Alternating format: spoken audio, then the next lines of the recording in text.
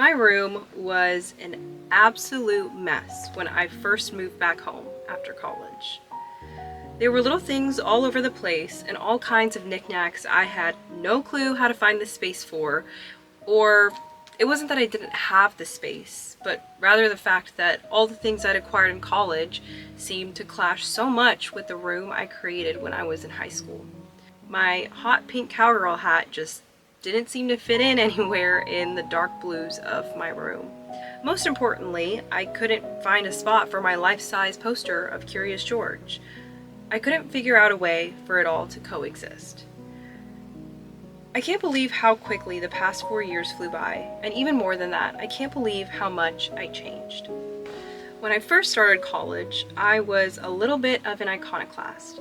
I went to Texas A&M University and thought that it was way too southern and just really not the place for me.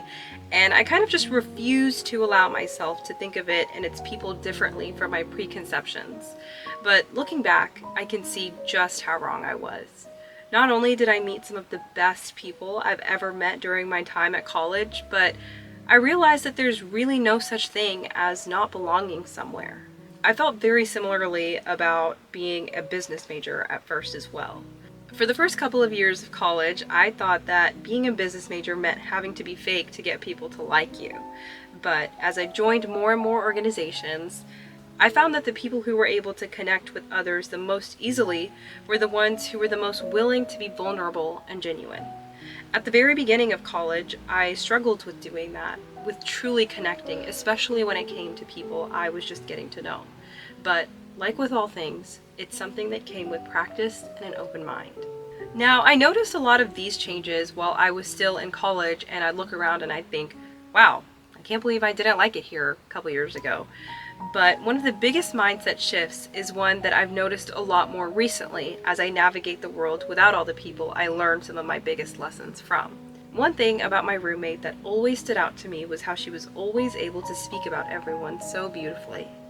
She always saw the best in people, and more than that, she always observed people through the lens of what she could learn from every person she met. In the beginning, I used to think she was just blind to people's flaws, but over time, I realized that this was not true. She was as aware of people's flaws as she was about their positive qualities, but she just refused to let people's flaws define who they were and their significance to her. Before I met my roommate, I adopted a mindset where I constantly compared myself to others and looked at other people as threats instead of people I could learn from. If I felt as though someone was better than me, it made me feel threatened and jealous instead of inspired. Now, here I am 4 years later. I recently started working a 9-to-5 job and have been trying to live by the lessons that college and my roommate taught me. When I approach people, both old friends and new ones, in this phase of life, I make sure to do it from a place of inspiration, the way my roommate always does.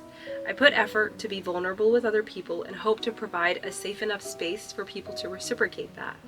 I try not to walk into places and situations with preconceptions about them and by assuming that I don't belong without giving it a proper chance.